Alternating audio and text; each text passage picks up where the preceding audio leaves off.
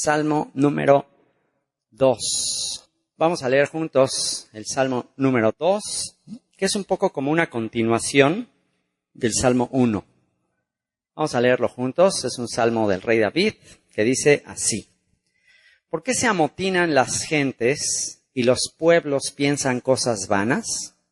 Se levantarán los reyes de la tierra y príncipes consultarán unidos contra Jehová, contra el que será, el que es y el que fue, y contra su Mashiach, contra su ungido, diciendo: rompamos sus ligaduras y echemos de nosotros sus cuerdas. El que mora en los cielos se reirá. El Señor se burlará de ellos. Luego hablará a ellos en su furor y los turbará con su ira. Pero yo he puesto mi rey sobre Sión, mi santo monte. Yo publicaré el decreto.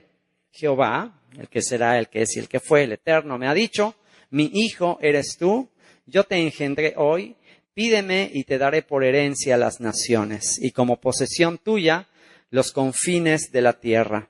Los quebrantarás con vara de hierro, como vasija de alfarero los desmenuzarás. Ahora pues, oh reyes, sed prudentes, admitid amonestación, jueces de la tierra. Servid a Jehová, servid al que será, al que es y al que fue con temor, y alegraos con temblor. Honrad al Hijo para que no se enoje y perezcáis en el camino, pues se inflama de pronto su ira. Bienaventurados todos los que en él confían. Padre, te damos muchas gracias por esta tarde de quietud, esta tarde de paz, en medio de tanta agitación en el mundo, en medio de tantos planes, conspiraciones, temores, cataclismos, pandemias, señales y más señales de lo que tú anunciaste que sucedería en los últimos tiempos, Señor. Gracias por tenernos en esta burbuja, en este lugar de refugio. Y gracias, Señor, porque nos revelaste a tu Hijo y nos revelaste el final desde el principio. Nos revelaste cómo se completará la historia y cuál será el desenlace de la historia cuando todo lo que respira alabe tu nombre. Te damos muchas gracias por ello, Señor, y adviértenos, dirígenos como tus ovejas. Sé tú el buen pastor, sé tú nuestro maestro y haz nuestro oído sensible para escuchar lo que tu Espíritu está diciendo a tu remanente en estos últimos tiempos. Por los méritos de Yeshua. Amén. Según los comentarios judíos, este salmo fue escrito por el rey David en el contexto de lo que dice el segundo libro de Samuel, capítulo 5, versículo 17 al 20. Así que vamos a ver el contexto. Segundo libro de Samuel, capítulo 5, versículo 17 al 20. Vamos a leerlo y ya con ese contexto vamos a entender mucho mejor lo que estaba en la mente, en el corazón de David, lo que le inspiró a escribir este Salmo número 2. Y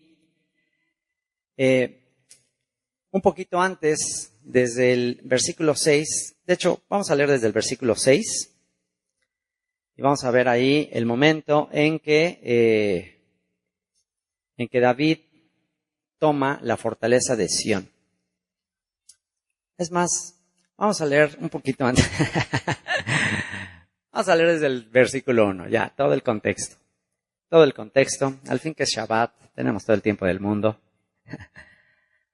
Eso es lo increíble, que no estamos en una ciudad gigantesca, que todo el mundo está súper ocupado, que estamos en un auditorio así multimedia, luz y sonido, y que tengo que hacer el mensaje en 40 minutos y no me puedo pasar de eso. Ahora ya está menos. Ahora ya están haciendo los mensajes de 18 minutos. Escuchaba un pastor que me decía que ya en su denominación ya tienen que ser mensajes como los de TED Talk. Ya no te puedes pasar de 18 minutos. Si te empiezas a pasar de 18 minutos, casi con un bastón así te jalan del cuello. Ya, sáquenlo ya. 18 minutos. TED Talk. Y bueno, pues aquí no quieren un TED Talk, ¿verdad? Quieren escuchar, quieren entender el contexto, ¿no? Bueno. Segundo de Samuel, y vamos a leer todo el contexto del capítulo 5, y vean lo que dice. Vinieron todas las tribus de Israel a David en Hebrón, y hablaron diciendo, henos aquí, hueso tuyo y carne tuya somos. Y aún antes de ahora, cuando Saúl reinaba sobre nosotros, eras tú quien sacabas a Israel a la guerra y lo volvías a traer. Además, Jehová, el Eterno, el que será, el que es, el que fue, te ha dicho, tú apacentarás a mi pueblo Israel y tú serás príncipe sobre Israel. Vinieron pues todos los ancianos de Israel al rey en Hebrón, y el rey David hizo pacto con ellos en Hebrón, delante del Señor, y ungieron a David por rey sobre Israel. Era David de 30 años cuando comenzó a reinar, y reinó 40 años. ¿Le suena conocido? A los 30 años comenzó a reinar Yeshua. En Hebrón reinó sobre Judá 7 años y 6 meses, y en Jerusalén reinó 33 años sobre todo Israel y Judá. Y fíjense qué interesante. Jerusalén, y aquí va a hablar de Sión justamente, en el verso 6. Entonces marchó el rey con sus hombres a Jerusalén contra los jebuseos que moraban en aquella tierra, los cuales hablaron a David diciendo, tú no entrarás acá, pues aún los ciegos y los cojos te echarán. Queriendo decir, David no puede entrar acá. Se empiezan a burlar diciendo, que David va a conquistarnos, David con sus 400 hombres ahí que ni siquiera eran soldados profesionales, estaban muy confiados los jebuseos, tenían toda la ciudad amurallada y le dicen, bromeando, le dicen con ironía, burlándose, le dicen hasta los ciegos y los cojos pueden resistir a tu ejército. Y dice, pero David tomó la fortaleza de Sión. La palabra Sión, hay diferentes opiniones de qué significa. Algunos dicen que significa defensa, hay otros que dicen que significa sobresaliente. Sión, algo sobresaliente, algo fuera de serie. David tomó la fortaleza de Sión, la cual es la ciudad de David. ¿Se dan cuenta? Este es el pasaje que hace rato que estudiamos Hechos. Les dije que, según la Biblia, Sión es la ciudad de David. Y actualmente, si tú vas, y ese es el problema con la historia, pues que ya les cambian los nombres a las calles, les cambian los nombres a todas partes, pues ya no sabes ahora dónde estaba realmente. Porque actualmente si vas a Jerusalén y vas al monte de Sión, pues está en otro lado diferente de donde está la ciudad de David, las excavaciones arqueológicas, donde está el palacio de David y todo lo que era la ciudad de David. Entonces, bueno, aquí claramente está diciendo que Sión es la ciudad de David. Sión es la misma ciudad de Jerusalén antigua. Pero David tomó la fortaleza de Sión, la cual es la ciudad de David. Y esto es lo interesante. Sión, la ciudad que Dios eligió para desde ahí instruir a las naciones. Él estableció Sión, Jerusalén, como la capital del reino de los cielos. En otras palabras, Jerusalén es la embajada, es la capital del reino de los cielos en la tierra. Y Sión fue conquistada por el rey David. Es decir, antes del rey David, que fue el rey Saúl no conquistó la ciudad de Jerusalén, no fue Sión. Dios estableció a Sión, a Jerusalén, como su capital eterna. De hecho, a Jerusalén se le llama la capital eterna. Y si Dios ya estableció a Jerusalén como la capital eterna, desde antes Él ya había dicho sobre Jerusalén voy a reinar. Entonces, fue hasta que nació el rey David, fue hasta que el rey David ya se convirtió en el rey de Israel, que entonces ya Dios entrega a Jerusalén en manos de David. Pero David tomó la fortaleza de Sión, la cual es la ciudad de David, y dijo David aquel día, todo el que hiera a los jebuseos suba por el canal y hiera a los cojos y ciegos aborrecidos del alma de David. Por esto se dijo, ciego ni cojo no entrará en la casa. Y David dice, maten a todos los ciegos y cojos. Yo aquí como, es de ese tipo de cosas que dices, ah, caray, qué grueso, mandó matar a todos los ciegos y cojos. Y vamos a seguir leyendo y ese tipo de cosas, ¿no? Como cuando Josué entró a Canaán y arrasen con ancianos, mujeres y niños. Wow, y esto lo lee alguien incrédulo y dice, oye, pues esto es un genocidio. ¿Por qué Dios manda esas cosas, no? Y vamos a seguir leyendo. Dice, y David moró en la fortaleza y le puso por nombre la ciudad de David. Y edificó alrededor de Milo hacia adentro, y David iba adelantando y engrandeciéndose, y Jehová, el Eterno, Hashem, el Señor, Dios de los ejércitos, estaba con él. También Hiram, rey de Tiro, envió embajadores a David, y madera de cedro, y carpinteros, y canteros para los muros, los cuales edificaron la casa de David. Y bueno, el rey de Hiram, lo que actualmente es el Líbano, le manda madera a David, lo reconoce como rey, y entendió David que el Señor le había confirmado por rey sobre Israel y que había engrandecido su reino por amor de su pueblo Israel. Y tomó David más concubinas y mujeres de Jerusalén después que vino de Hebrón, y le nacieron más hijos e hijas. Estos son los nombres de los que le nacieron en Jerusalén: Samúa, Sobab, Natán, Salomón, Ibjar, Elisúa, Nefeg, Jafía, Elisama, Eliada y Elifelet. Oyendo los filisteos que David había sido ungido por rey sobre Israel, subieron todos los filisteos para buscar a David. Y cuando David lo oyó, descendió a la fortaleza. Y vinieron los filisteos y se extendieron por el valle de Refaim. Y aquí te empieza a dar una pista de quiénes son los filisteos, qué es esa zona ahí de Refaim y quiénes eran los jebuseos. Y entonces ya empieza a entender, pues con razón, pues no me importó y mató ciegos y cojos y acabó con toda esa gente. ¿Se acuerdan? Alguien estudió ya la serie que estamos haciendo de Josué en la semana. Estamos estudiando a Josué, las naciones que Josué empieza a exterminar. Dentro de ellos hablamos de los Anakim, de los Refaim, toda esta gente descendientes de los Nefilim. Refaim, plural de Rafá, que es el papá, que es un gigante que se menciona en la escritura. También se menciona Og, rey de Basán, Og, descendiente de toda esta gente, y se describe incluso hasta las dimensiones de la cama de Og, rey de Basán, una cama que medía como 4 metros y como 3 metros de ancho, o sea, cama gigantesca. Entonces estamos hablando de gigantes.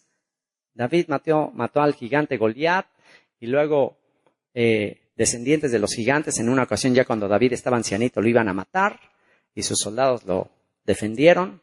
Así que la guerra del rey David, ¿contra quién era? Contra todas estas entidades de maldad. Los Refaim, también se les llama las sombras. Las sombras, los seres, los muertos. En el libro de Job se traducen como los muertos. Entonces, todas estas películas de los zombies y todas estas películas tienen cierta parte ahí de detalles relacionados no nada más con la Biblia, sino con leyendas antiguas. En Babilonia, Egipto, tienen esas leyendas de gigantes, de seres sobrenaturales. Algunos dicen que extraterrestres, etcétera, pero eran seres híbridos. Y todo el tema de la escritura es, adicionalmente a la parte histórica de Israel y todo eso, todo tiene que ver con el campo minado del planeta Tierra siendo usurpado por principados, potestades, por Satanás y todos sus secuaces que quieren destruir el mundo. Así que David es el elegido de Dios para rectificar el pecado de Adán, que ¿qué fue lo que hizo Adán? Entregó la potestad a Satanás, a la serpiente antigua, y todo el mundo se llenó de tinieblas. Y David viene a hacer la rectificación, ¿para qué? Para recuperar lo que se perdió. Entonces Dios establece a David como el que va a matar al gigante, le va a dar en la cabeza a la simiente de la serpiente, y David inicia una nueva era de restauración del planeta Tierra. Y desde donde va a reinar, Jerusalén, Sión. Sión es la contraparte del monte Hermón. Sión es la contraparte de Ur de los Caldeos, de Mesopotamia, de toda esa zona de las civilizaciones antiguas, desde donde todos estos seres angelicales caídos quisieron conquistar el mundo. Y vinieron los filisteos y se extendieron por el valle de Refaim, el valle de las sombras, el valle de estos habitantes que están en ese lugar. Entonces consultó David al Señor diciendo, ¿iré contra los filisteos? Fíjense nada más, pues David, sabe que necesita ayuda porque hacerle frente ya a todas estas entidades, y esto confirma lo que el apóstol Pablo dijo, que nuestra lucha no es contra carne y sangre. No, las guerras no son causadas por seres humanos. Las guerras, ¿por quién son causadas? Y la podemos ver en la profecía de Daniel. Cuando Daniel empieza a orar, empieza a clamar por la redención de su pueblo, ¿se acuerdan qué sucede en el ámbito espiritual? El príncipe de Persia, el príncipe de Grecia están combatiendo en los cielos. O sea, es una lucha espiritual. Parece de película, pero las películas, la mitología griega, todas estas cosas tienen su parte de verdad. Pregunta David al Señor, ¿iré contra los filisteos? ¿Los entregarás en mi mano? Y el Señor respondió a David, ve, porque ciertamente entregaré a los filisteos en tu mano. Y vino David a Baal Perasim, y allí los venció David. Y dijo, quebrantó el Señor, quebrantó el Eterno a mis enemigos delante de mí como corriente impetuosa. Por esto llamó el nombre de aquel lugar Baal Perasim, que significa el Señor quebranta. El Señor quebranta. El Señor quebrantó a los enemigos. El Señor acabó con la conspiración. ¿Qué estaba sucediendo? Dios dijo, ha llegado el momento de tomar el control del planeta, que está siendo corrompido, está lleno de sombra, de muerte. Voy a poner a mi rey sobre Sión y voy a decir quién manda aquí. Una declaración de guerra al príncipe de la potestad del aire, a las entidades de las tinieblas, al ángel de la muerte, una declaración de guerra. Así que en este contexto, cuando David en el valle de Refaim, aunque ande en valle de sombra de muerte, no temeré mal alguno, en este valle de Refaim, los filisteos ya preparados para la guerra, David consulta a Dios, ¿qué hago, Señor? Se están conspirando, están armando este ejército, ¿qué hago? Y se puso a escribir el Salmo 2, y en ese Salmo 2 él recibe la unción y la seguridad de que Dios estaba con él y que el Señor va a establecer su reino en Sión. Y nadie puede desafiar al reinado de David. Y dicen los comentaristas judíos que en ese contexto David fue inspirado para escribir el Salmo 2, y no nada más David tuvo una visión de lo que estaba pasando en su momento, sino que a David se le dio la visión del desenlace de la historia. Es decir, muchos de los salmos que escribió el rey David tenían que ver específicamente con lo que estaba pasando allí, pero a la hora de tener la visión y la solución para todos sus problemas ahí, también estaba prefigurando el desenlace de toda la historia de la humanidad. Es decir, es como si fuera una bola de nieve que va creciendo, y eso que pasó ahí con los filisteos en Refaim, ahí en esa tierra de Canaán, ese lugar pequeñito, ahora, ¿qué creen? Ya se convirtió, ya fue creciendo, y a David tuvo la visión de no nada más ver lo que iba a pasar en ese momento, sino lo que iba a pasar ya al final de los tiempos, cuando ya no nada más en el valle de Refaim, ahí en Canaán, sino ya en todo el mundo, se hiciera una conspiración contra el Eterno. Y estamos en la antesala de ver el cumplimiento del Salmo 2 y el desenlace final, porque al final, ¿quién va a venir a reinar el mundo? A Jerusalén, y sus pies se van a posar en Jerusalén. ¿Quién? El Hijo de David. Entonces, cuando el Hijo de David venga a Jerusalén, al Monte de los Olivos, venga a establecer el reino, ¿qué creen que van a pasar con todas las naciones? Lo mismo que sucedió en la época del rey David. Y eso es lo que vamos a ver en el Salmo 2. Y pregunta David, ¿por qué se amotinan las gentes? Hacen un meeting, una gran marcha. Fíjense qué interesante los tiempos que estamos viviendo. Estamos viendo tiempos de esto. Se juntan las naciones, se juntan protestas, marchas. El mundo está en un estado de anarquía, de protesta, de enojo, de división, de molestia. Las naciones se están dividiendo. ¿Y qué es todo esto que estamos viendo? Es, como dijo Daniel, es la bestia que está surgiendo y las aguas están todas movidas y está habiendo una lucha espiritual. Está habiendo una lucha espiritual por quién tiene el control. ¿Y cuál es el lema del adversario? Divide y vencerás. Entonces todo se está colapsando, pero al final ya todos se van a poner de acuerdo, como en la Torre de Babel. Al final todos se van a poner de acuerdo con que, ¿sabes qué? No importa lo diferente que seamos, ya cuando se trata de tener un solo objetivo, ahí ya no importa, nos vamos a poner de acuerdo. Y lo podemos ver en la época de Yeshua, cuando dice que los fariseos y los saduceos se pusieron de acuerdo para rezar a Yeshua. Curioso, que eran muy diferentes, tenían muchos conflictos entre ellos, pero con el lema de tu enemigo es mi enemigo, si tu enemigo es mi enemigo, eres mi amigo. Con ese lema, y este salmo, según el Nuevo Testamento, este salmo se interpreta también como que se cumplió nuevamente en tiempos de Yeshua, cuando los sacerdotes, el sumo sacerdote Caifás, Anás, empezaron a ponerse de acuerdo con otros líderes y con los romanos para entregar a Yeshua. ¿Qué sucede? Se vuelve a cumplir este salmo. ¿Y qué crees? El desenlace final, el tercer round, será cuando aparezca por segunda vez Yeshua, el Mesías, y ahí sí ya globalmente, la famosa globalización que es. La famosa globalización es, vamos a ponernos de acuerdo todos en ciertos lineamientos de educación, en ciertos lineamientos de economía, en ciertos lineamientos de quién va a gobernar, cómo vamos a organizarnos ante toda esta problemática mundial. Curioso, ahorita está muy sonado y hay mucha controversia en que si el 14 de mayo el Papa que está convocando a esta reunión internacional, muchos están diciendo, wow, eso puede ser ya el principio de los líderes, de las naciones, de los príncipes, de las religiones. ¡Qué curioso! Ya no importa de qué religión, ecumenismo, todos juntos, para ver qué hacemos para traer la paz a este mundo. ¿Pero cómo? No con el príncipe de paz, sino con nosotros, con nuestras legislaciones, con nuestros planes educativos, con lo que nosotros vamos a decidir. Y estamos viendo la antesala del tercer round. Lo bueno es que esta pelea solo dura tres rounds.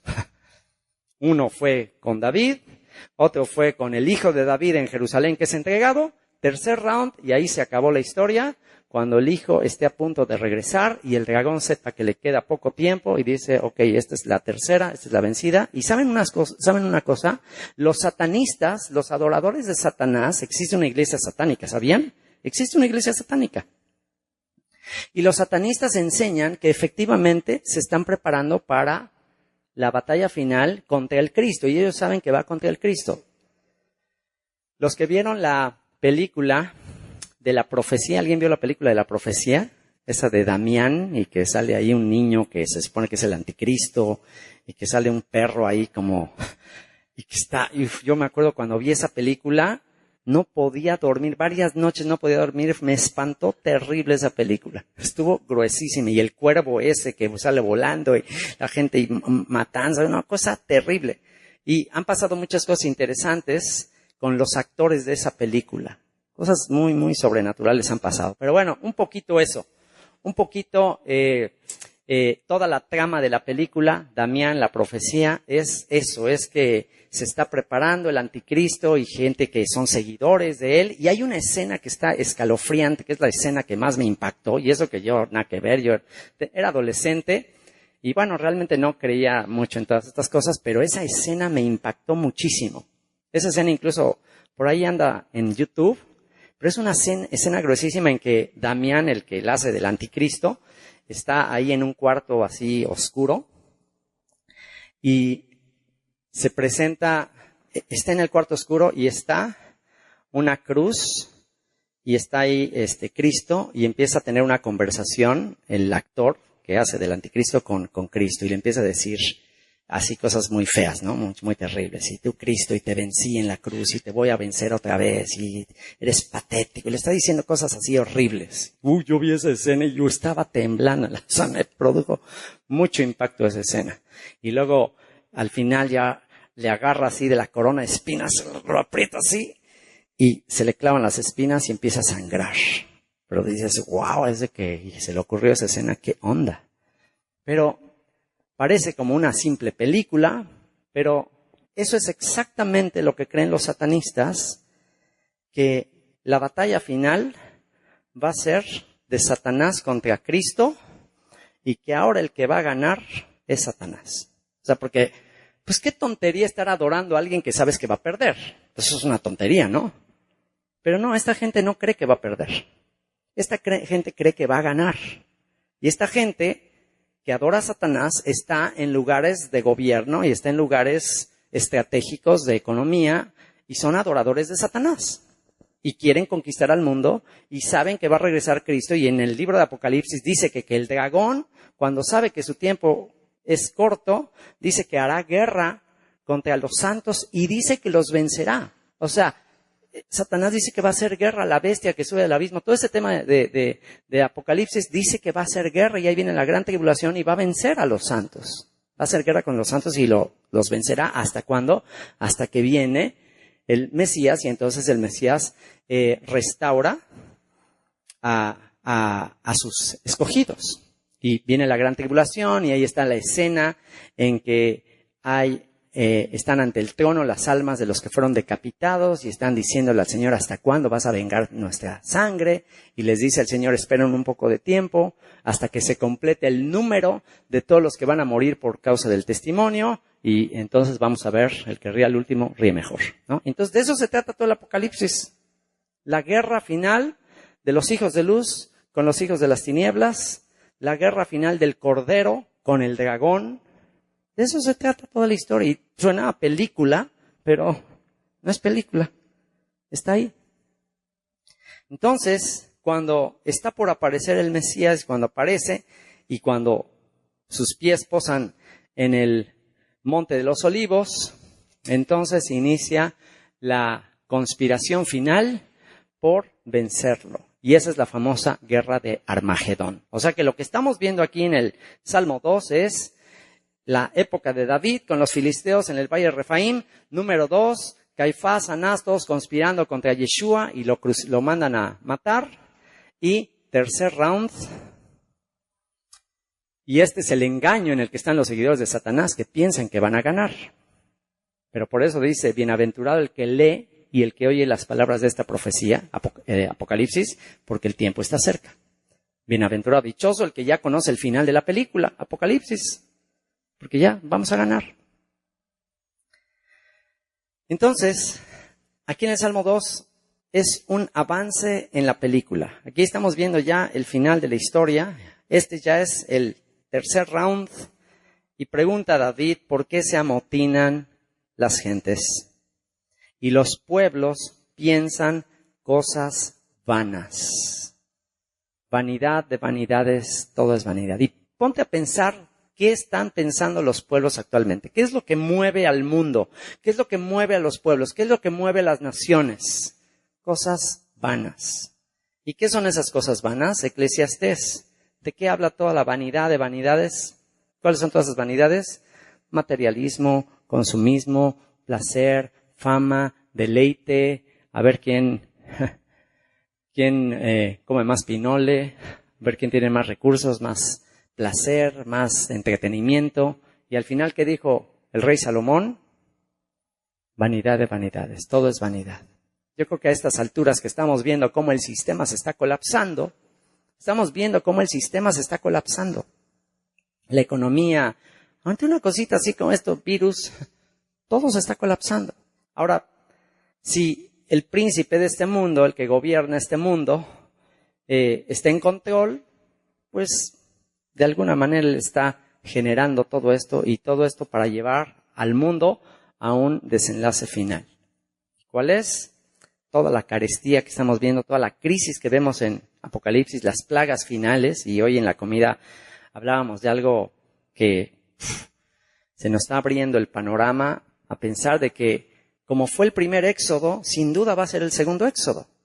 En el primer éxodo, ¿cómo mantuvo el Señor a su pueblo ahí en Egipto? No vivían mezclados en Egipto con todos los demás. Ellos tenían su propia tierra aparte y se dedicaban a la cría de ovejas.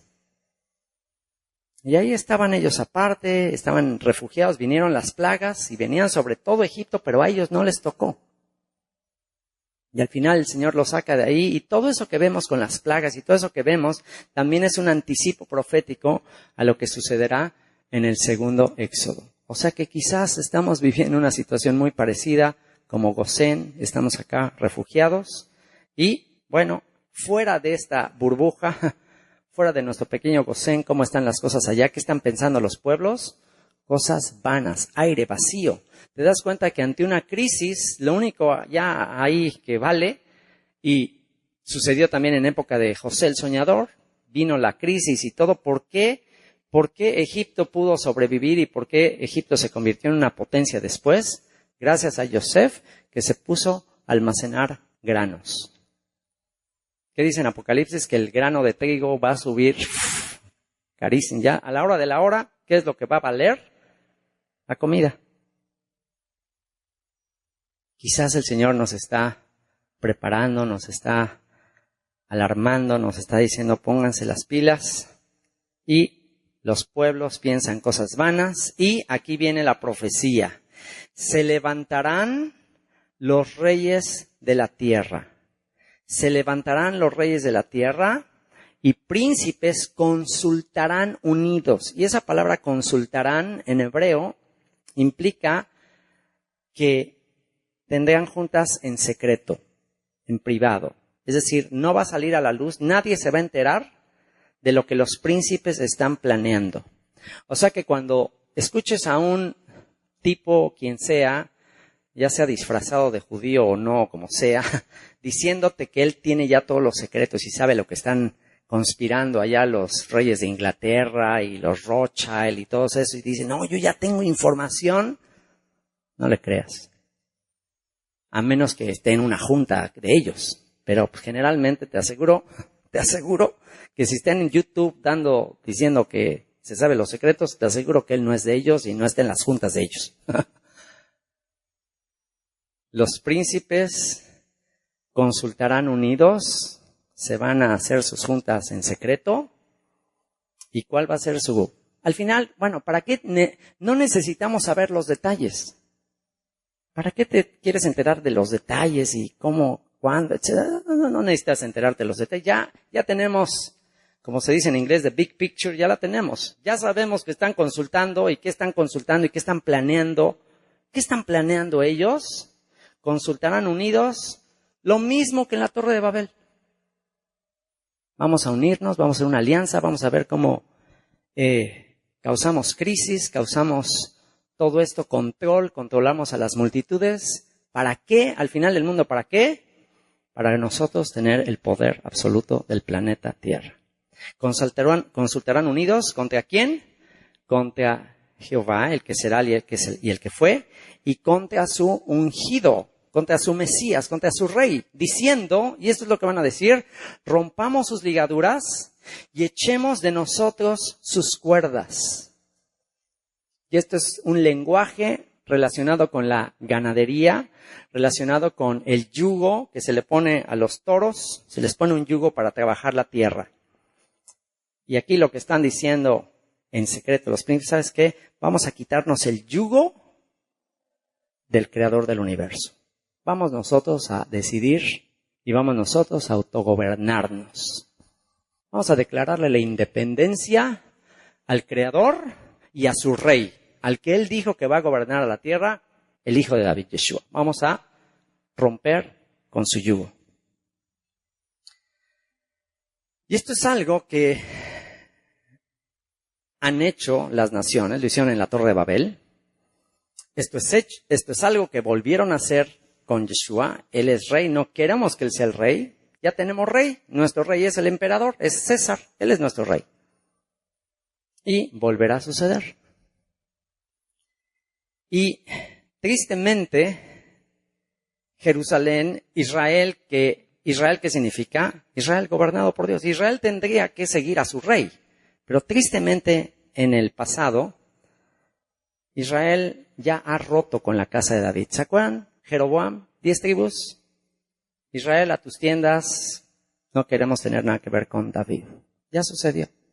Y va a volver a suceder. Y vamos a ver lo que dice Jeremías capítulo 6. Y qué triste, quieren romper el yugo y no saben que el yugo de Yeshua es fácil, ligera su carga. Es el mejor yugo que podrías tener. El mejor yugo que podrías tener es el del Señor. Pero, ¿cuál es la motivación de romper con ese yugo? Vamos a ver lo que dice Jeremías capítulo 6. Fíjate qué es lo que tristemente incluso a Israel le contaminó. Deuteronomio capítulo 32 dice que las naciones se rebelaron contra Dios y luego también el propio Israel, Jacob, la heredad de Dios, también se rebeló y también fueron a servir a los demonios y también fueron a ponerse el yugo de los ángeles caídos, de los demonios. Increíble. Vean lo que dice Jeremías capítulo 6. Vamos a leer desde el versículo 1. Dice, huid, hijos de Benjamín, de en medio de Jerusalén, y tocad bocina en Tecoa, y alzad por señal humo sobre Bet Akerem, porque del norte se ha visto mal y quebrantamiento grande. O sea, toquen el shofar es un sonido de alarma, y dice por qué. Destruiré a la bella y delicada hija de Sión. Contra ella vendrán pastores y sus rebaños, junto a ella plantarán sus tiendas alrededor, cada uno apacentará en su lugar. Anunciad guerra contra ella, levantaos y asaltémosla a mediodía. ¡Ay de nosotros, que va cayendo ya el día, que las sombras de la tarde se han extendido! Levantaos y asaltemos de noche y destruyamos sus palacios. Porque así dijo el Señor de los ejércitos: cortad árboles y levantad vallado contra Jerusalén. Esta es la ciudad que ha de ser castigada, toda ella está llena de violencia.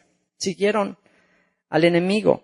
Como la fuente nunca cesa de manar sus aguas, así ella nunca cesa de manar su maldad. Injusticia y robo se oyen en ella. Continuamente en mi presencia enfermedad y herida. Corrígete, Jerusalén, para que no se aparte mi alma de ti, para que no te convierta en desierto, en tierra inhabitada. Así dijo el Señor de los ejércitos: del todo rebuscarán como a vid el resto de Israel. Ahí está el remanente de Israel. Vuelve tu mano como vendimiador entre los sarmientos. ¿A quién hablaré y amonestaré para que oigan? Fíjate, en este contexto de que Jerusalén igual se corrompió, se llenó de violencia, se hizo igual que las naciones, pregunta el Señor: ¿a quién hablaré y amonestaré para que oiga? ¿A quién hablaré y amonestaré, exhortaré para que oiga? Ponte a pensar en el estado actual de Jerusalén. ¿Cómo está Jerusalén actualmente? Llena de idolatría, llena de cada quien haciendo lo que bien le parece. No está reinando evidentemente Yeshua en Jerusalén. Y pregunta: ¿a quién hablaré y amonestaré para que oigan? He aquí que sus oídos son incircuncisos y no pueden escuchar. He aquí que la palabra del Señor le es cosa vergonzosa, no la aman. ¿Qué les parece? ¿Qué es tener oídos incircuncisos? Ay, qué flojera la palabra. Qué lata estar aquí estudiando la palabra. Eso es tener oídos incircuncisos. Mis ovejas oyen mi voz, yo las conozco y me siguen. Si amas la palabra, si quieres estar meditando de día y de noche en la palabra, tus oídos han sido circuncidados. Y si tus oídos han sido circuncidados, tu corazón ha sido circuncidado. Por tanto, estoy lleno de la ira del Señor, estoy cansado de contenerme. La derramaré sobre los niños en la calle, sobre la reunión de los jóvenes igualmente, porque será preso tanto el marido como la mujer, tanto el viejo como el muy anciano, y sus casas serán traspasadas a otros, sus heredades y también sus mujeres, porque extenderé mi mano sobre los moradores de la tierra, dice el Señor. Van a perderlo todo, van a perder sus posesiones, lo que tanto aprecian, lo van a perder. ¿Por qué? Porque no aman mi palabra.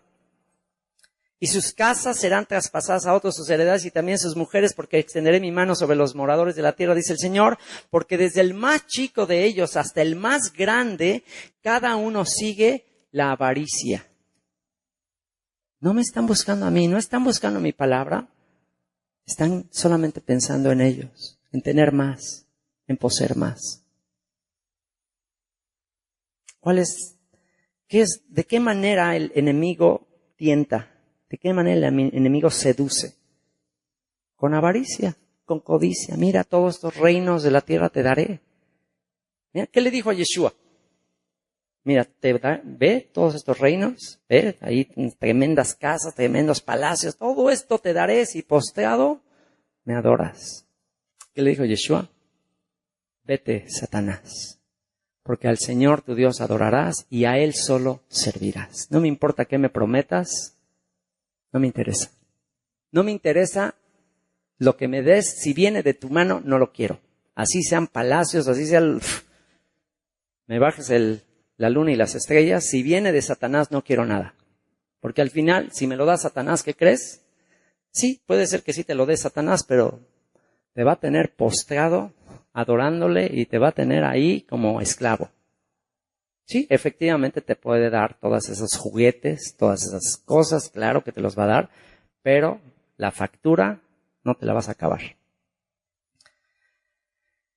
Y dice, porque desde el más chico de ellos hasta el más grande, cada uno sigue la avaricia, y desde el profeta hasta el sacerdote, todos son engañadores, y curan la herida de mi pueblo con liviandad, diciendo paz, paz, y no hay paz. ¿Se han avergonzado de haber hecho abominación? Ciertamente no se han avergonzado, ni aun saben tener vergüenza. Por tanto caerán entre los que caigan, cuando los castigue caerán, así dice el Señor, el Eterno. Así ya dijo el Eterno. Y aquí viene el contraste. Ok, no caigas en eso. Ven lo que te va a decir el Señor ahora. Paraos en los caminos. Paraos en los caminos y mirad y preguntad por las sendas antiguas. Preguntad por las sendas antiguas. Preguntad por esa época ahí en el jardín del Edén, el hombre creyéndole a Dios, platicando con Dios, tener comunión con Dios. Hermoso, precioso. Hasta que entró la serpiente, le prometió todo lo que brillaba y cómo terminó la cosa. Paraos en los caminos y mirad y preguntad por las sendas antiguas, cuál sea el buen camino, y andad por él. Y hallaréis descanso para vuestras almas. ¿Qué es lo más preciado que puedes tener? ¿Qué es lo más preciado que podemos tener? ¿Qué es lo más grande? ¿De qué te sirve tener casas? Ahí está, vanidad de vanidades. ¿Por qué se amotinan las gentes y piensan cosas vanas? ¿De qué te sirve todas esas cosas, pero con aflicción, con temor, con preocupación? Una cosa así de crisis mundial, ¿y de qué te sirve? ¿Te vas a comer tus ladrillos? ¿Te vas a comer tu coche? Ahí sí no te la vas a acabar. ¿De qué sirve? Preguntad por las sendas antiguas cuál sea el buen camino y andad por él, y hallaréis descanso para vuestras almas. Mas dijeron, no andaremos. Puse también sobre vosotros atalayas, gente ahí en las torres. ¿Qué hacían los atalayas? Eran vigilantes que estaban en las torres de las murallas y veían si venía por allá un ejército, ya venía el ejército, la amenaza, y los atalayas eran los encargados de tocar la trompeta, tocar el shofar, alarma, alarma, alarma, prepárense en la ciudad, y en las puertas y en la ciudad, porque ahí te vienen los virus, ahí te viene la gente, vamos a hacer algo. Y dice, les puse atalayas que dijesen, escuchad al sonido de la trompeta, escuchen la alarma, y que dijeron, no escucharemos.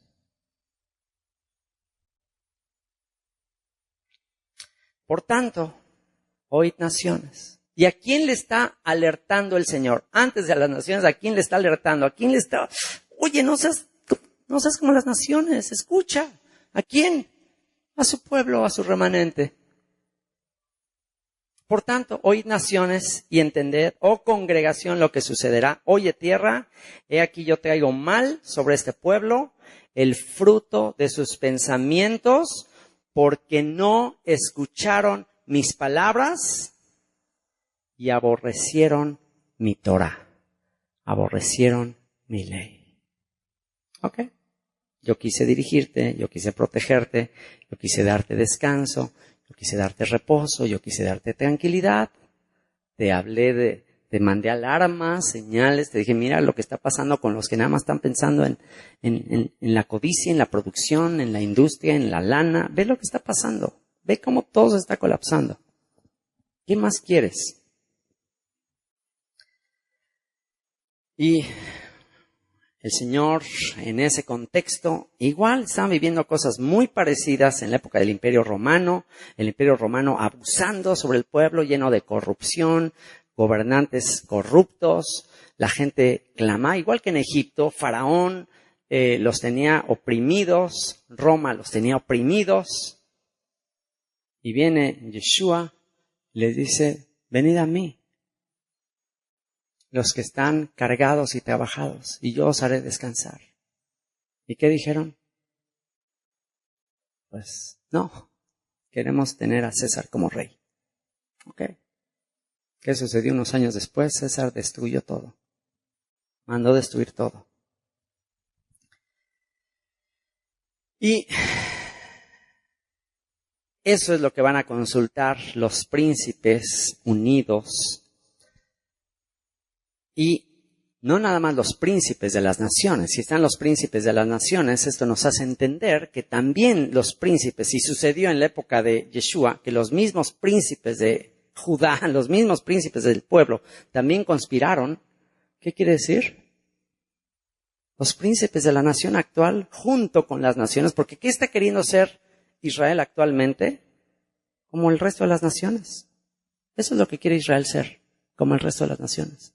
Entonces, todas las Naciones Unidas, juntos, conspirando contra el Creador y contra su Mesías, diciendo, rompamos sus ligaduras, no necesitamos al Creador, no necesitamos al Hijo de David, a Yeshua, nosotros vamos a traer la paz, nosotros vamos a gobernar, nosotros vamos a reinar, nosotros vamos a tener prosperidad, paz y prosperidad. Cuando digan paz y prosperidad, vendrá sobre ellos destrucción repentina y no escaparán. Rompamos sus ligaduras y echemos de nosotros sus cuerdas, el que mora en los cielos. Y aquí hay un contraste. Verso 4. Verso 4 es un contraste con verso 2. Contraste. Salmos es un libro de contrastes. El verso 2 dice, se levantarán los reyes de la tierra. O sea, todos levantados, todos ahora sí como vamos a marchar a la guerra. Levantados, muy activos, mientras el Creador, el Eterno, el Rey de Reyes, dice que está, esa palabra morar en hebreo, es yoshev, es sentar, va a estar sentado. El que mora en los cielos va a estar sentado. No va a estar preocupado, no va a estar, caray, ya se me están revelando todos, auxilio, ¿ahora qué hacemos? Ángeles, ayuda, help. Él está sentado, tranquilo, sereno. Y al final, guerra de Gog y Magog. ¿Quién dice que va a promover la guerra de Gog y Magog? Chequen, Ezequiel 38, guerra de Gog y Magog es la última, la tercera guerra mundial, la última. Dice que Dios le va a poner garfio a Gog y lo va a traer a los montes de Israel para entrar en juicio con él. Están tratando de hacer a Jerusalén una ciudad internacional, una ciudad de paz, por eso están queriendo construir el templo. Y ellos decir en Jerusalén, las Naciones Unidas reinan, en Jerusalén nosotros gobernamos. No gobierna el Eterno, nosotros gobernamos. ¿Y qué es eso?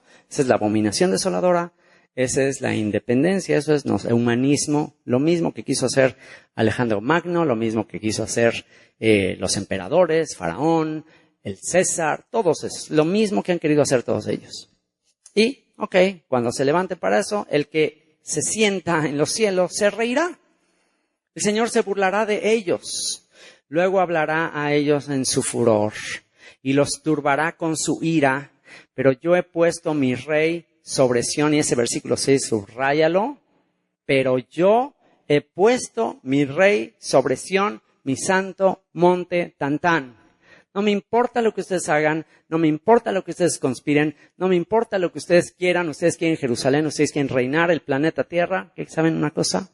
Yo he puesto a mi rey sobre Sión, mi monte santo. ¿Y quién es mi rey? David. ¿Y quién es el hijo de David que va a preservar para siempre? El hijo que nos es nacido, el niño que nos es nacido, el hijo que nos es dado, y el principado sobre su hombro, y se llamará su nombre, admirable, consejero, Dios fuerte, Padre eterno, príncipe de paz. Lo dilatado de su imperio, la extensión de su imperio y la paz no tendrán límite. Este es mi rey, esta es la voluntad de Dios, y la voluntad de Dios en su mano será prosperada, le guste a quien le guste. He puesto a mi rey sobre Sión, mi monte santo. Y su voluntad se va a hacer. Yo publicaré el decreto, está diciendo David, yo publicaré el decreto. Jehová, el Eterno, el que será, el que es y el que fue, me ha dicho, mi hijo eres tú. Yo te engendré hoy. Esto está hermosísimo. Mi hijo eres tú. Tú vas a reinar. Yo te pongo a ti. ¿Y qué es ser hijo de Dios? ¿Qué implica ser hijo de Dios? Un hijo de Dios, ser hijo de Dios, implica querer ser como Dios.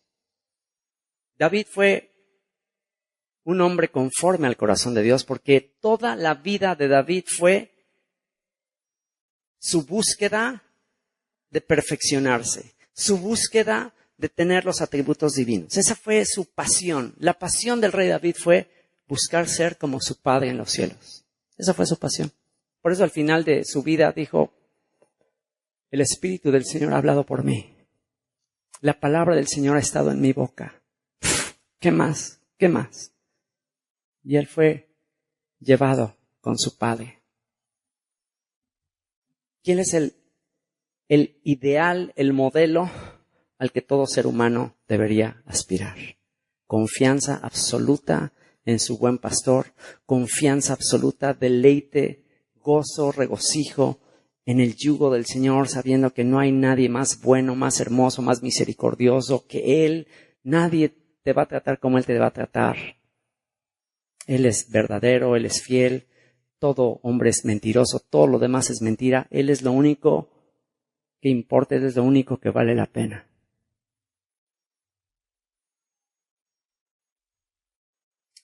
Yo publicaré el decreto. El Señor me ha dicho, mi hijo eres tú, yo te engendré hoy.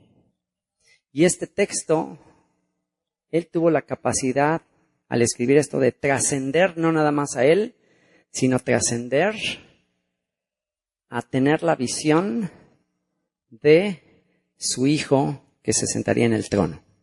Aquel de quien Isaías profetizó. Ese hijo que sería dado, un descendiente de David. Y este texto del versículo 7 se cumple en Hebreos capítulo 1, versículo 5 y Hebreos capítulo 5, versículo 5. Ahí el escritor de Hebreos cita este texto diciendo que se cumple en Yeshua. Y fíjate lo que le dice Dios a David, por consiguiente al hijo de David. Pídeme y te daré por herencia las naciones y como posesión tuya los confines de la tierra. ¿Te das cuenta? Hijo, pídeme lo que quieras y te lo voy a dar. ¿Y qué le dijo Satanás al hijo de David? Lo mismo. ¿Pero por qué Yeshua no cayó en la trampa? Porque él tenía clarísimo quién es el Altísimo. Él tenía clarísimo quién está por encima de Satanás y de todos. Él tenía clarísimo. Lo tenía clarísimo. Y si tú y yo tenemos clarísimo quién gobierna, quién manda, quién está sentado en el trono, no importa lo que Satanás te prometa, no vas a caer en la trampa. No vas a caer. Porque vas a decir, bueno, el Satanás es un simple siervo, es una chichincle. ¿Qué me va a dar él? Lo que tiene ahora le fue dado por un breve tiempo, pero un día se le va a quitar. Un día se le va a quitar y el día que se le quiten, porque está escrito, los reinos de la tierra, Apocalipsis, los reinos de la tierra han venido a ser del Señor y de su ungido y Él reinará para siempre. ¿Y qué va a suceder cuando a Satanás se le quite todo? Así como literal, como el pato Lucas, se le quite todo. Se le va a echar al lago de fuego y va a ser consumido como ceniza, junto con todos sus seguidores que fueron engañados. Entonces, ¿te das cuenta cómo Satanás es un usurpador? Es un copión. Pídeme, te daré por herencia las naciones. Pues eso es lo que Dios nos va a dar. Si eres su hijo, si el Señor no escatimó a su único hijo, sino que lo entregó por ti, ¿cómo estás temiendo y cómo estás preocupado por tu sustento y preocupado por, ay, ¿será que me va a alcanzar para comer? ¿Será que me va a alcanzar para vivir? ¿Será que? ¿Cómo puedes dudar? ¿Cómo puedes dudar de la provisión del Señor? Es tu papá. Mirad cuál amor nos ha dado el Padre en que nos ha llamado sus hijos. Si nosotros siendo malos, si yo que soy malo, si tú que eres malo,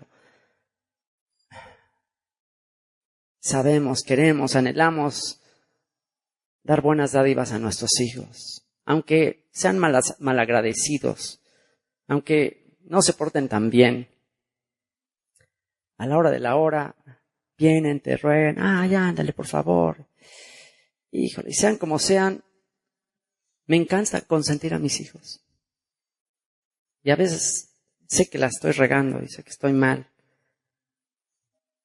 Y a veces su mamá me dice, es que ya no seas tan consentidor. Es que no hay que darle, te lo vas a malacostumbrar. Lo vas a hacer un perezón, lo vas a hacer un flojo. Y a veces pienso, pues sí.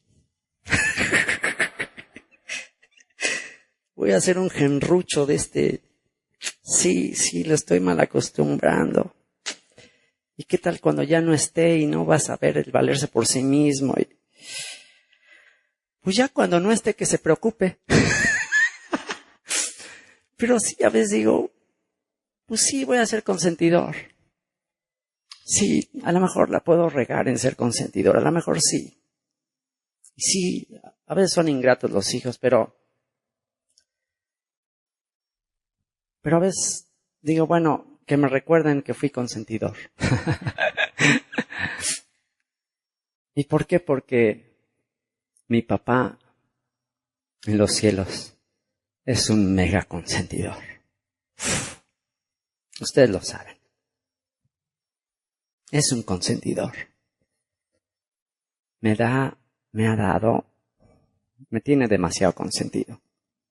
Y yo no les puedo decir que lo que me ha dado es porque, wow, qué obediente, qué linda persona soy. Claro que no. Claro que no. Pero el Señor, la verdad es que es súper consentidor conmigo. Y a veces me entra un poco de temor, porque me tiene tan consentido que de repente me entra temor de, híjole, ¿qué tal si de repente me quita todo esto? Y ahora sí, ¿qué voy a hacer? Y ahora sí, vale, ahora sí, échale ganas. Ay, Señor, espérame. Pero estoy confiado en Él. ¿Por qué tendría que cambiar? ¿Por qué de repente tendría que cambiar? Él es el mismo ayer, hoy y por los siglos. Y si no escatimó ni a su único hijo, si no lo escatimó cuando yo era un blasfemo, un enemigo de Él y le escupía y me burlaba, si ahí no escatimó a su hijo por mí, ¿cómo no ahora que estamos reconciliados y que ahora que pues por lo menos intento, antes ni intentaba ni me interesaba y de todos modos me bendecía, me consentía aun cuando yo era un blasfemo? Cuando era un blasfemo, y aquí mis hermanos se lo pueden decir, siempre he sido un consentido. Y era un blasfemo. Entonces, pues ahora que por lo menos estoy agradecido, por lo menos ya le reconozco, estoy confiado en sus brazos. Estoy muy confiado en sus brazos. Y sabes una cosa, si tú eres su hijo, si te ha revelado su amor, si te ha revelado que en una cruz dio a su hijo unigénito por ti, confía en que su misericordia es para siempre. Confía en que no se va a cortar su misericordia. Confía en que no va a decir, bueno, ya hasta hoy tuve misericordia, a partir de mañana ahora siente el rigor. Ahora sí ya te voy a empezar a tratar con justicia. ¿Por qué? ¿Crees que aguantarías un segundo? ¿Crees que aguantaríamos un segundo de que ya diga, ahora sí por la derecha? ¿Aguantaríamos un segundo? No aguantaríamos un segundo. Entonces el Señor decidió tener misericordia de Sión. Decidí tener misericordia. ¿Por qué? Porque si no fuera por su misericordia, ¿quién podía sostenerse en pie? ¿Quién? ¿Quién podía merecer su gracia? ¿Quién podía? Sean como su Padre, que hace salir su sol sobre justos e injustos, que hace llover sobre justos, sobre pecadores, y aquellos que desean hacer su voluntad. Entonces, yo publicaré el decreto. El Señor me ha dicho, mi hijo eres tú. Y si tú eres su hijo, no tienes que andarle pidiendo al vecino. No tienes que estarle creyendo al adversario, al enemigo que te promete las perlas de la Virgen. No necesitas. Tienes el papá más multimillonario. Por eso, después de cada comida decimos que no dependa, Señor, de donativos, de préstamos, de seres mortales, sino solamente de tu mano buena, rica, amplia y abierta. Señor, tú me eres suficiente. Qué feo que mi hijo, por desconfianza, tenga que andar pidiéndole ahí al vecino. Oye, échame la mano porque mi papá, ¿qué tal si hoy no me da? Que se sentiría triste. No necesitas pedirle a nadie más. Yo publicaré el decreto, mi hijo. El Señor me ha dicho, mi hijo eres tú. Yo te engendré hoy. Mi hijo eres tú. A lo suyo vino y los suyos no le recibieron. Mas a todos los que le recibieron, a los que creen en su nombre, les dio potestad, les dio autoridad de ser hechos hijos de Dios. Si tú has creído en Él, si tú le has recibido, ¿qué crees? Eres su hijo. Y si eres su hijo, pídeme y te daré por herencia las naciones y como posesión tuya los confines de la tierra. Los quebrantarás con vara de hierro, como vasija de alfarero los desmenuzarás. Ahora pues, oh reyes, vuelve el discurso a los rebeldes, a los vanos, a los que están pensando que van a ganar, y les aconseja y les dice, ahora pues, oh reyes, sed prudentes, admitid amonestación jueces de la tierra. Y ahí tenemos ese llamado, tenemos llamado a ser reyes y sacerdotes, y a lo mejor te toca estar en una posición de autoridad, a lo mejor te toca estar ahí en la política o en la dirección de una empresa y estás queriendo hacer las cosas a tu manera y estás queriendo hacer las cosas como el mundo, y el Señor te dice, ¿sabes qué? Sé prudente, admite amonestación. Si estás en una posición de autoridad, admite amonestación, sirve al Señor con temor. El Señor prometió que a Israel lo va a hacer reyes. Reyes y naciones descenderán de Abraham, Isaac y Jacob. De ellos vendrán reyes y naciones. Tú estás llamado a ser rey, pero no nada más de tu pueblito, tu de nación. Los mansos heredarán la tierra. Entonces, tú estás llamado a hacer eso. Entonces, en vez de conspirar, en vez de hacer las cosas a tu manera o hacerlas como el mundo, ¿qué dice? Admite amonestación, sirve al Señor con temor y alégrate con temblor. Honrad al Hijo. Eso es lo que tienes que hacer. Sométete al Hijo. Reconoce al Hijo. Reconoce al que Él puso para reinar, para gobernar. ¿Quién es? David, la dinastía de David, el hijo de David. Honrad al Hijo para que no se enoje y perezcáis en el camino, pues se inflama de pronto su ira. Concluye diciendo, bienaventurados, dichosos, felices, todos los que en Él confían. Padre, te damos muchas gracias por abrirnos los ojos a lo que el adversario va a tratar de hacer. El enemigo va a tratar de engañarnos, va a prometernos cosas que ni siquiera le pertenecen, ni siquiera serán de Él, Señor, porque un día le arrebatarás todo. De hecho, tu Hijo, nuestro Salvador, el Rey de Reyes, ya le arrebató la autoridad sobre las naciones. Ella no tiene autoridad. Estos son sus últimos intentos de mentir, de engañar. Lo que al final se demostrará que nunca fue suyo y que solamente se lo prestaste por un poco de tiempo para poner a prueba a tu remanente, Señor. Para poner a prueba a los que te sirven y a los que no te sirven. Señor, Satanás ha puesto carnadas, nos ha mentido, nos ha engañado, pero no seguiremos creyendo sus mentiras, porque a lo único que él está llevando a este mundo es al colapso, a la guerra, a la destrucción, a la enfermedad. Pero tú has publicado el decreto y David, la dinastía de David, a través de su hijo Yeshua, reinarán para siempre. David Amelech Chai Vekayam. David reinará y permanecerá para siempre. Gracias por habernos dado al hijo de David. Gracias por el ejemplo de obediencia, por el ejemplo que nos dio Yeshua, al no ceder a la mentira, a la tentación, y al demostrarnos que el único digno de recibir toda adoración, toda honra, eres tú. Él es el máximo ejemplo, Señor, al que queremos aspirar a imitar. Y te voy a invitar a que en esta noche hagas lo que diste este salmo: honra al Hijo. ¿Cómo podemos honrar al Hijo? Honra al Hijo. Demuéstrale tu cariño, demuéstrale tu amor, dale honra, así como esos sabios de Oriente que vinieron de lejos y se postraron ante ese niño.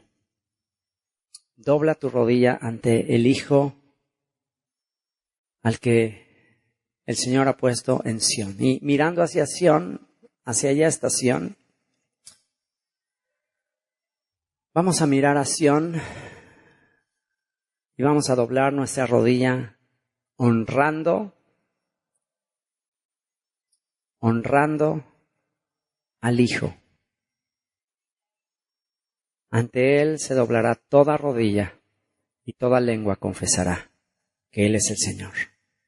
Y al doblar tu rodilla ante Él, al doblar nuestra rodilla ante Él, le estamos declarando a los príncipes, a los reyes de la tierra, a los principados, a las potestades, les estamos diciendo que no vamos a ceder a sus engaños y que le damos la espalda a sus promesas, le damos la espalda a su reino y miramos hacia la nueva Jerusalén, no a la actual Jerusalén que está bajo esclavitud, sino a la nueva Jerusalén que descenderá del cielo. Y Señor, gracias por habernos convocado y llamado.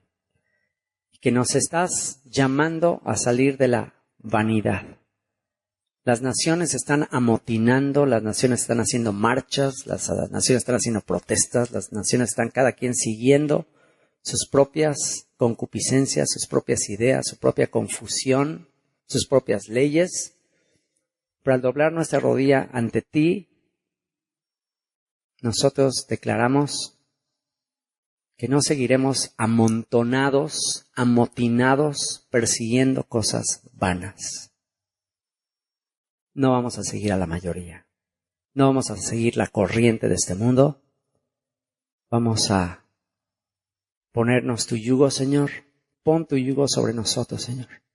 Tu yugo es fácil, ligera tu carga.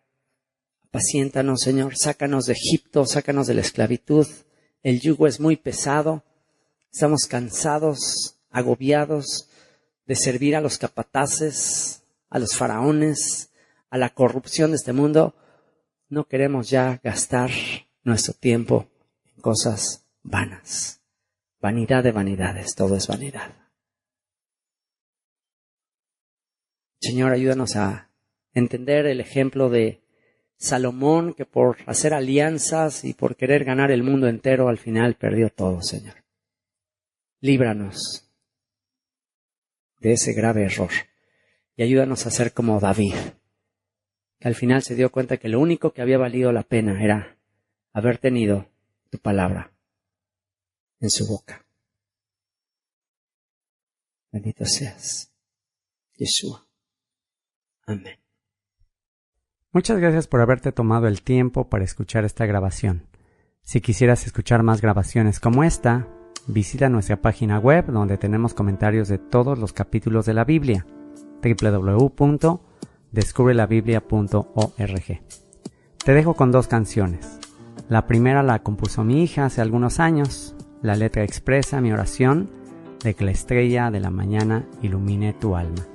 Y la segunda la compuso un servidor, después de descubrir y comprender el mensaje de la Biblia y ser iluminado por la luz de esa estrella resplandeciente de la mañana.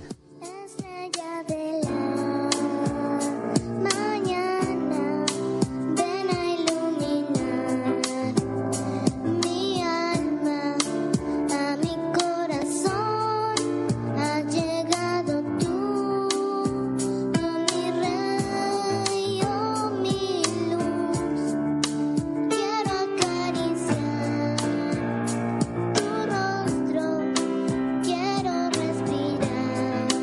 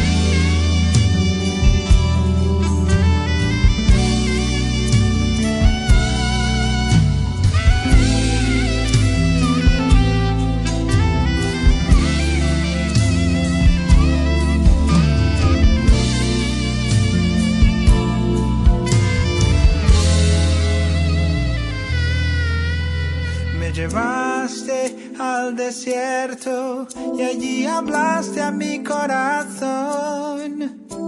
Reconoceré tu voz, me cautivó tu perdón. ¿Cómo poder